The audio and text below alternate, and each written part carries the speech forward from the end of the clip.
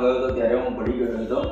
ત્યાં આગળ મને ખભાના ભાગે સ્નાયુઓ ફાટી ગયા હતા, મસલ્સ ફાટી ગયા હતા.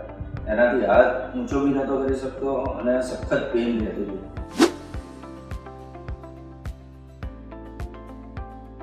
અને ઉર્વિલ શાહ સાહેબનો ફ્લેક્સમાં મને એક નંબર મળ્યો હતો અને મારો સન બી ડૉક્ટર જ છે. એમને સાહેબનો મને રેફરન્સ આપ્યો, મને કે આ સાહેબને મળો, તમને સારું થશે.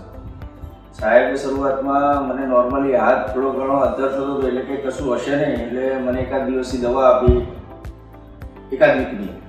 તો દવા લીધી પણ તો બી મેં ના પડ્યો. પછી મને MRI કરાવડાવી અને એમને જોયું હતું કે મસલ્સ ફાટી ગયા. પછી એમનું ઓપરેશન કરાવડાવ્યું.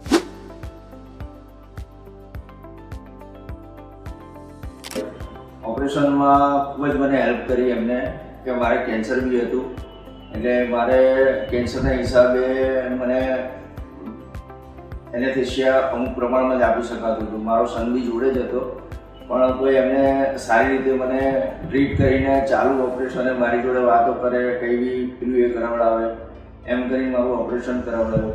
મને તરત 24 કે 48 કલાકમાં તો મને રજા આપી દીધેલી અહીંયાથી ગયા. તેનો સ્ટાફનો વ્યવહાર બી ખૂબ જ સરસ હતો. રાત્રે પણ ગમે ત્યારે મને તકલીફ થઈ હોય કે કંઈ બી પેઇન થયું હોય તો તરત સ્ટાફ દોડીને આવી જતો હતો. અને સાહેબ બી એક વખત સવારમાં 8 વાગે આવી ગયા. મને ઓપરેશન પછી પેઇન થયું એવું તરત જ.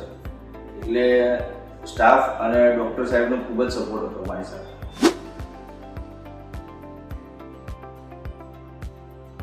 અને અત્યારે હાથ હું મૂવમેન્ટ કરતાં જે પહેલાં થતી હતી એના જેવી જ મૂવમેન્ટ મારી અંદર થઈ જાય છે હાથની. પહેલાં હાથ સહેજ બી હાઈટથી હું વધારે ઓપન જતો જ નહોતો. અત્યારે મારો હાથ આમ ઉપર થઈ જાય છે. અને હાથમાં વેટ નહોતું ઉંચકાતું, કે અત્યારે વેટ પણ ઉંચકી શકું છું. એટલે નોર્મલ લાઈફ જીવવા માટે મને સરસ ઓપરેશન અને એનાથી સરસ ફાયદો થઈ ગયો.